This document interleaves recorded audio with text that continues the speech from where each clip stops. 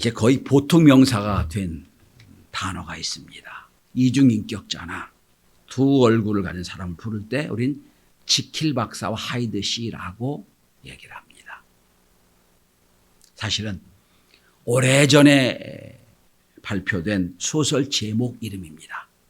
1886년 영국의 로버트 루이스 스티븐슨이라는 소설가가 쓴 단편 소설 이름입니다.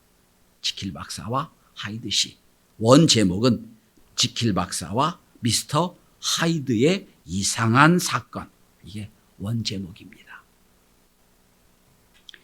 주인공인 헨리 지킬 박사가 인간의 몸에 선한 것과 악한 것이 함께 있음을 알고 자기 화양약품을 통해서 자기 인격을 둘로 나눠 놓습니다. 선한 인격, 나쁜 인격을 나눠 놔요.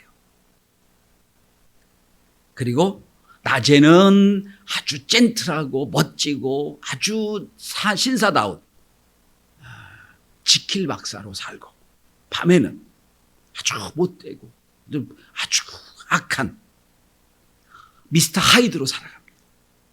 그런데 처음에는 자기 마음대로 왔다 갔다 했는데 나중에는 이 미스터 하이드, 이 하이드의 악행이 아주 악한 생각이 너무너무 자기를 지배해서 도저히 자기가 컨트롤이 안 돼요.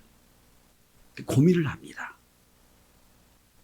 사악한 하이드가 될 것 같아서 결국은 마지막 자기가 만든 약물을 먹고 인생을 끝을 낸다는 이야기입니다. 그런데 소설만 그런 게 아니고 여러분 우리도 늘 지킬 박사로 살 때도 있고 미스터 하이드로 살 때도 있잖아요. 늘 우리 두 마음에 두 모습이 늘 함께 있지 않습니까? 사랑하는 사람 앞에서는 한없이 부드럽고 한없이 자상스럽고 한없이 잘해주다가도 내 마음이 좀 안 들면 표독스럽고 막 주장을 하고 강하게 했던 그런 우리의 모습이 함께 있지 않나요? 소설만 지킬 박사와 미스터 하이드가 있는 게 아니고요. 우리 마음 내면에 다 있어요. 그래서 철학자 파스칼은 말합니다. 인간은 천사도 아니고 짐승도 아니다. 그러나 불행한 것은 인간은 천사처럼 행동하려고 하지만 사실은 짐승처럼 살아가고 있는 것이다. 이렇게 말했습니다. 늘 우리는 지킬 박사로 살아가고 싶어요. 젠틀하고 멋지고 우아하고. 그런데 우리 마음은 늘 우리 행동은 악한 하이드처럼 살아간다는 뜻이에요. 이것이 비극입니다. 오늘 봉독한 내용에는 베드로의 지킬 박사가 나오고 베드로의 하이드가 나옵니다.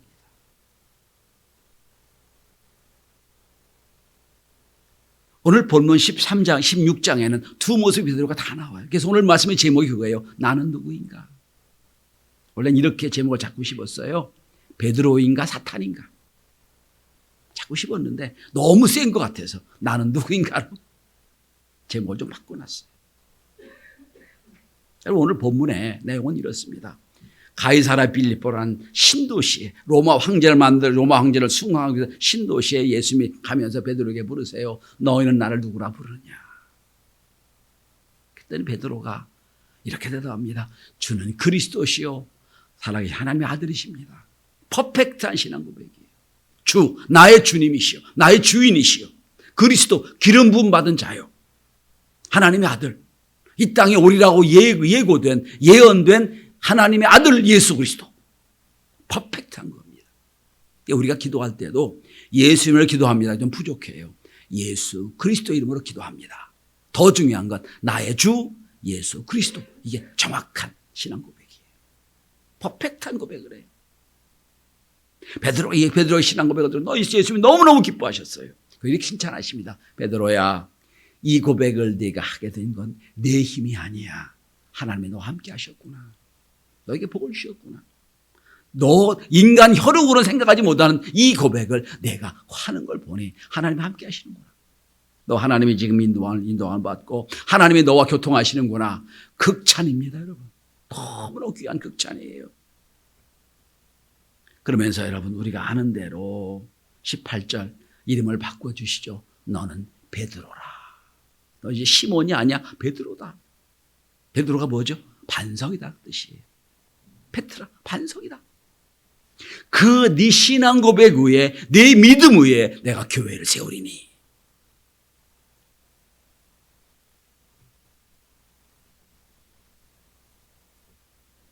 그래서 여러분 가톨릭에서는 베드로를 일대 교황으로 얘기하는 거예요. 네 고백 위에 교회를 세우리라. 그죠? 자, 여러분 이 고백이 얼마나 중요하고 위대한 고백인지 본문 한번 보시기 바랍니다. 여러분 21절 한번 보세요. 고백을 들으시고 나서 이때로부터 예수 그리스도께서로 바뀌어요.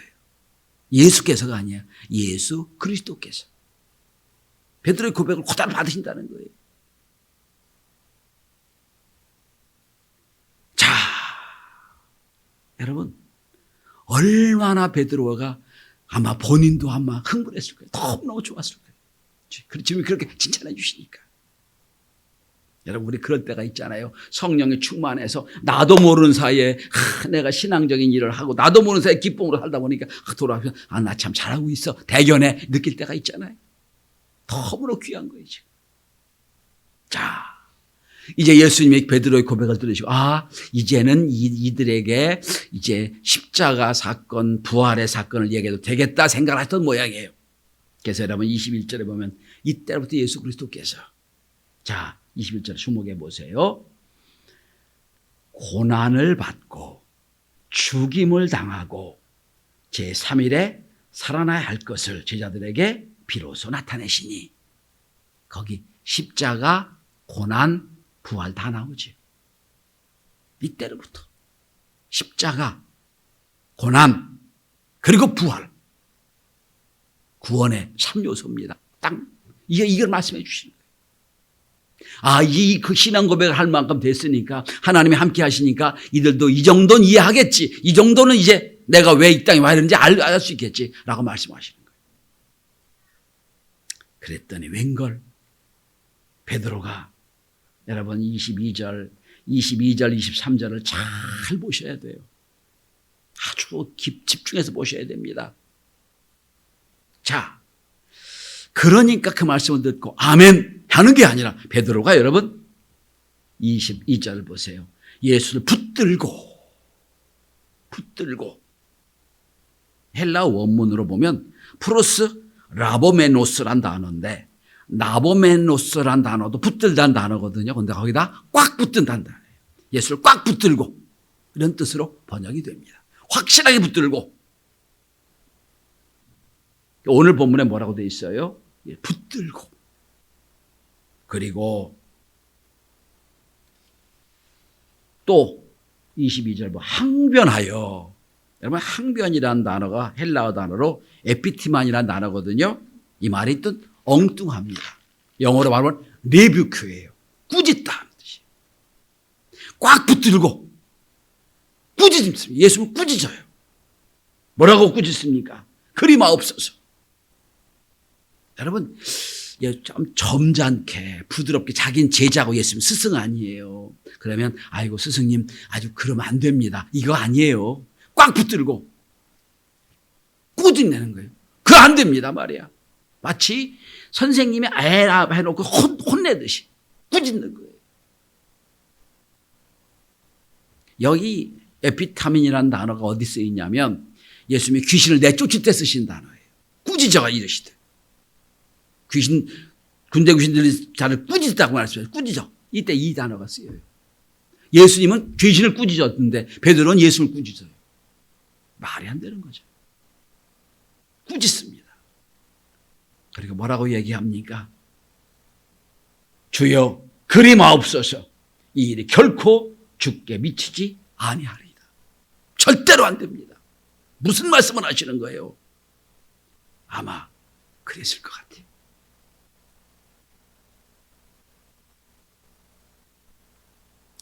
여러분, 예수님이 이 베드로의 행동과 베드로의 말을 들으시고 하신 말씀이 23절이에요. 예수께서 돌이키시며. 아마 전 이런 상상을 해봐요. 예수님 가다가 이제 지나가다 말씀하시잖아요. 베드로가 딱 뒤에 붙잡고 안 됩니다. 안 돼. 무슨 말씀을 하세요? 그러니까 돌이키시며 베드로를 보시며 말씀하시는 거예요. 사탄아 내 뒤로 물러가라. 여러분, 내 마음에 사탄의 마음이 있구나 이거 아니에요. 너 자체가 사탄아 물러가라.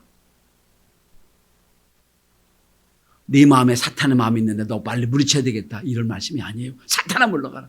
베드로가 자체가 사탄이 되는 거예요.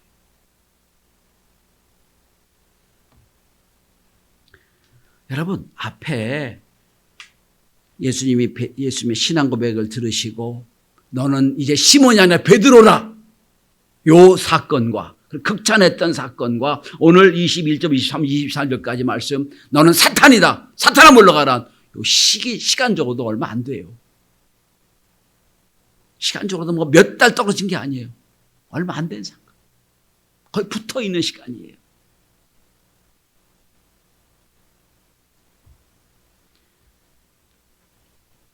자, 네 고백 위에 교회를 세우려는 그 베드로가 오늘은 사탄이 되고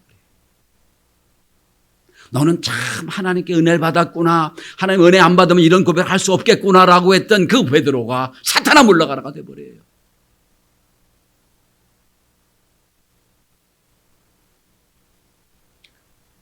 왜 그렇게 베드로가 사탄이 됐을까요? 왜 베드로가, 여러분, 신앙 고백을 한 뒤에 베드로가 무슨 죄를 졌나요? 신앙 고백을 한 뒤에 베드로가 무슨 나쁜 짓을 했나요? 아니에요. 그냥 그대로였어요.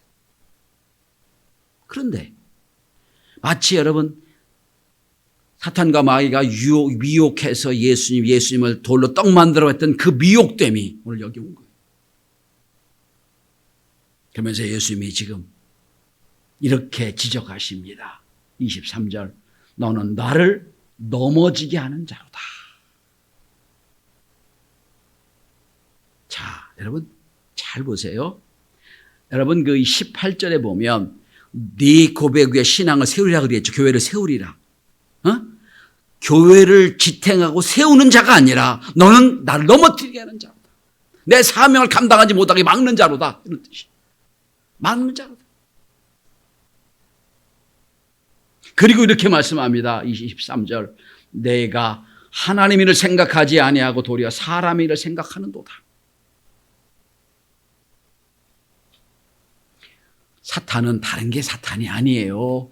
자기 이익만 생각하는 거예요. 하나님을 생각하지 않고. 하나님의 영광을 생각하지 않고 나의 유익, 내 편안함 이것만 생각하는 게 사탄의 일이에요.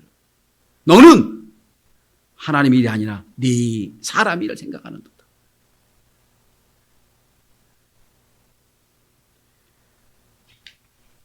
베드로는 지금 인간 예수만 보고 있는 거예요. 그분이 십자가를 지고 고난당한다 하니까 안 됩니다 이거예요. 그런데 그걸 넘어서야 부활이 있는데 그걸 모르는 거예요. 너는 나를 넘어지게 하는 자도 난 사람 일만 생각하는 도다. 여러분 교회는 이중성이 있어요. 사람이 모이는 곳이며 동시에 하나님 일을 하는 곳이 교회예요. 사람의 일만 생각한다? 그럼 교회가 아니에요. 그건 그냥 하나의 모임이에요. 사람을 편하게 해주고 사람을 기쁘게 해주고 사람을 좀 이건 이렇게 가면 이건 교회가 아니에요. 이건 그냥 클럽이에요. 클럽. 사람이 좀 어렵고 힘들어도 하나님 일을 하는 게 이게 교회예요. 우린 교회가 이중성을 갖고 있다는 걸 아셔야 돼요. 그래서 환경은 편하게 해줘야 됩니다. 아이고 예배 분위기도 좋고 따뜻하게 해주고 좀 좀 적당히 해주고 시설도 좋게 해주고 사람을 위한 거예요. 그것을 끝나면 안 돼요. 그걸 통하여 어떻게 하면 하나님을 기쁘게 할까? 여기 가야 되는 거예요. 근데 그걸 잊어버렸어요. 어떻게 하면 내가 편안할까? 내가 좋을까? 그럼 교회가 아니죠. 그런데 세상에 수도 없이 많아요.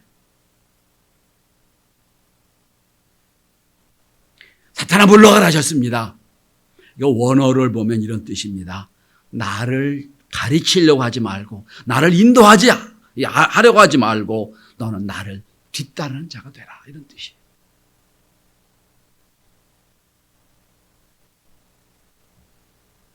예수를 앞질러 생각합니다. 이거 됩니다. 이거 안 됩니다. 아니라는 거예요. 너는 내 말을 따라오는 자가 되라. 여러분, 우리도 늘 두 마음이 있지 않나요? 너는 베드로라 했던 내 신앙 고백 위에 하나님의 교회를 세우고 내가 어떻게 하면 하나님의 교회를 잘 세울까? 어떻게 하면 하나님께 영광 누릴까 하는 마음도 있지만 어떻게 하면 또 한편으로 하이드처럼 그건 안 됩니다. 내가 불편합니다. 나 힘들어요. 이거 예수님 십자가 지면 안 됩니다. 라고 하는 모습이 두가 있지 않나요? 그렇다면 어떻게 하면 사탄이 아니라 우리 인생을 통하여 베드로의 후예로 교회를 세우는 그런 자가 될 수 있을까요? 교회를 무너뜨린 자가 되려고 합니까? 교회를 세우는 자가 되려고 하겠습니까? 어떻게 하면 교회를 세우는 자가 될까요? 오늘 전 본문을 통하여 그 말씀의 결론을 내고자 합니다. 첫째, 오늘 본문에는 없어요. 그러나 가장 중요한 것은 하나님의 은혜가 있어야 됩니다. 가장 중요한 것. 여러분, 베드로가 이렇게 사탄아 물러가라 라고 지적을 받았어요. 그러고 나서 여러분, 아이고 내가 이런 말씀을 들을 수가 없지라고 어디 가서 회개했다는 이야기가 있어요, 없어요? 회개했습니까?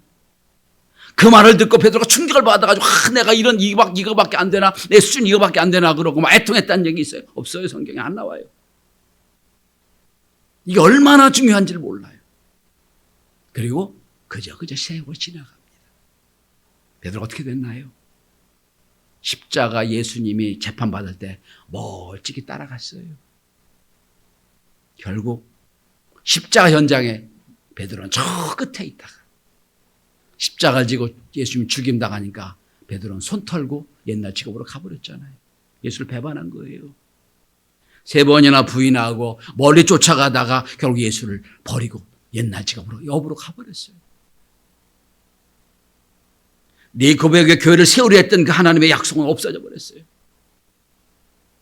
요한복음 21장에 보면 그 예수를 부인하고 옛날 직업으로 떠난 업으로 만들어진 베드로를 예수님 다시 찾아가십니다. 찾아가셔서 다시 은혜를 주십니다. 사명을 맡겨주십니다. 뭐라고 맡기십니까? 내 양을 먹이라. 내 양을 먹이라. 내 양을 치라. 다시 은혜를 베풀어 주세요.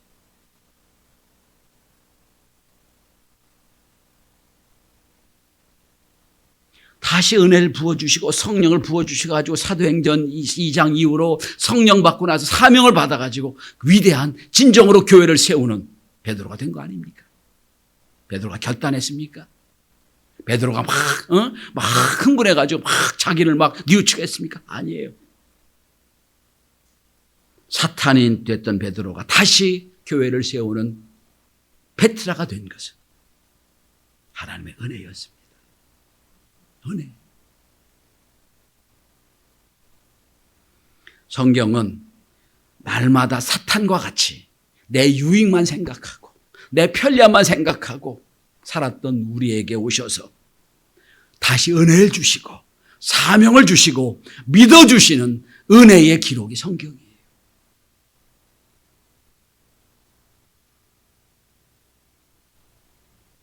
성도 여러분, 이 땅에 사는 동안 우리는 늘 이 싸움을 할 겁니다. 베드로 같은 마음, 사탄과 같은 마음이 늘 함께 있어요. 여러분, 대예배긴 하지만, 일부 예배긴 하지만, 여러분, 사도 바울, 위대한 사도 바울도 늘 이 마음의 싸움이 있었어요. 늘 이 고백을 하고 있어요. 성경을 한번 펴고 말씀을 정리합니다. 여러분, 로마서 7장 15절 이하를 한번 찾아보십시오. 신약 성경 248쪽입니다. 신약성경 248쪽 로마서 7장 15절 이하.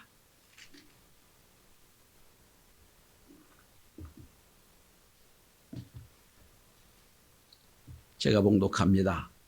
내가 행하는 것을 내가 알지 못하노니 곧 내가 원하는 것을 행하지 아니하고 도리어 미워하는 것을 행함이라. 만일 내가 원하지 않는 그것을 행하면 내가 이로써 율법이 선한 것이 시인하노니 이제는 그것을 행하는 자가 내가 아니요 내 속에 거하는 죄니라.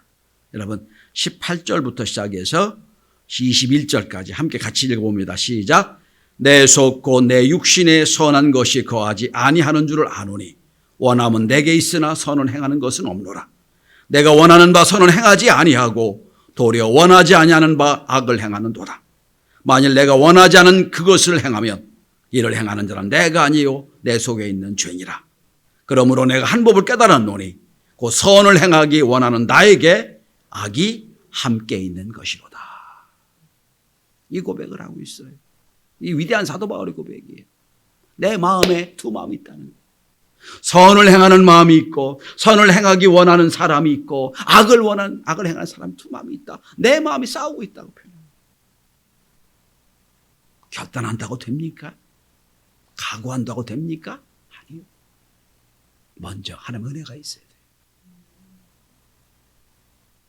그래서 하나님이 원하는 대로 할 수 있도록 우리에게 힘 주시고 우리에게 능력 주시는 그분이 있어야 돼요. 저는 이 사순절에 은혜를 구하길 바랍니다. 겸손하게 하나님 내 마음에 베드로의 마음도 있고 하탄의 마음도 있는데 어떻게 하면 좋겠습니까?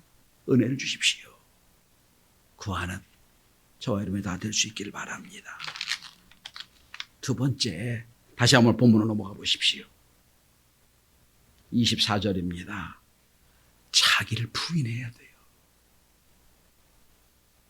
베드로가 주님 그거 안 됩니다. 내가 주님을 끝까지 쫓아가겠습니다. 고백했어요, 여러분. 내가 고백했어요. 내가 한다고 그랬어요. 근데 베드로는 자기 부인을 못했어요. 여러분 자기 부인이 뭐죠? 여러분 제가 여러 번 말씀드려요. 가장 간단합니다. 내 인생의 주어를 바꾸는 거예요. 내가가 아니라 하나님이, 내가가 아니라 예수님이. 이게 자기 부인이에요. 내가 합니다. 자기 부인 아직 안 된 거예요. 주님께서. 내가 아니라 예수께서. 이게 자기 부인이에요. 나를 부인하는 거거든요. 내 힘으로는 구원을 이룰 수가 없음을, 내 힘으로 아무것도 할 수 없음을 고백하는 게 자기 부인이에요. 우리가 잘 아는 빌립보서 3장 14절. 너무너무 좋은 고백이죠. 내게 능력 주시는 자 안에서 내가 모든 것을 할 수 있느니라. 내가 할 수 있다는 게 아니에요. 앞에 전제가 붙어 있죠. 내게 능력 주신 자, 이게 주어잖아요. 내가 능력 주신 자 안에서 내가 주의를 할 수 있습니다. 그러니까 여러분, 우리 청년들, 내가 합니다. 내가 결단합니다. 아니요. 하나님의 은혜 주셔야, 능력 주셔야 이건 있어야 돼요. 첫 번째 은혜가 있어야 됩니다. 둘째로 자기를 부인해야 돼요. 자꾸 언제부터 내가라고 자꾸 생각이 든다면 회개해야 됩니다. 아직도 멀었구나.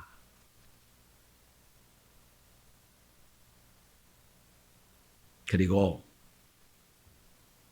다시 24절입니다. 자기 십자가를 지고 나를 따를 것이니라. 자기 십자가를 지고 예수를 따라가야 됩니다. 여러분, 십자가 어렵게 생각할 거 없어요. 단순하게 말씀드립니다. 아무도 하기 싫어하는 것. 이게 십자가예요. 아무도 좋아하지 않는 일, 그러나 반드시 해야 되는 일, 그게 십자가예요. 어렵지 않아요. 뭐 십자가 고상 아니에요. 고상한 거 아니에요. 여러분 똑같은 일이에요. 다 하기 싫은 일이야. 그거 내가 하는 거예요. 내가 십자가예요. 다 좋아해. 그건 십자가 아니에요. 다 할 수 있어요. 여러분 쉽게 생각해 볼까요? 여러분 여자분들이 많으니까 집에서 하기 싫은 것 중에 하나가 뭐죠? 설거지하는 거, 청소하는 거, 빨래하는 거. 그죠? 이거 엄마들이 안 해주면 집이 엉망이 되잖아요. 엄마의 십자가예요, 그게. 그죠? 뭐 어렵나? 다 십자가가 있어요. 교회도 마찬가지예요. 하기 좋아하는 일이 있고 하기 싫어하는 일이 있어요. 그거 내가 하는 거 내 십자가예요. 자기 십자가를 지고. 왜 우리 많은 교회들 어려움을 당하냐? 십자가 안 지려고 그래요. 다 십자가 안 질러. 눈에 보이는 거 편하는 거 하려고 해요. 교회는 십자가 지는 연습하는 게 교회예요. 오늘 주님 지는 십자가를 지고 나를 따를 것이니라. 여러분 여기서 은혜를 받으셔야 돼요. 주님이 먼저 가신 길이거든요. 내 뒤를 따라오라고 말씀하세요. 주님이 먼저 가신 그 길을 걷는 것, 먼저 가신 그 십자가의 길을 묵묵히 따라가는 것. 아무도 나를 이해하지 못하고 남들이 나를 보기에 좀 바보같이 천치같이 보이고 저 부족한 듯 보여도 묵묵히 내 십자가를 지고 가는 것. 그럴 때 사탄이 아니라 교회를 세우는 베드로가 되는 겁니다. 말씀의 결론을 맺습니다. 여러분은 베드로입니까? 사탄입니까? 사탄처럼 삽니까? 베드로처럼 삽니까?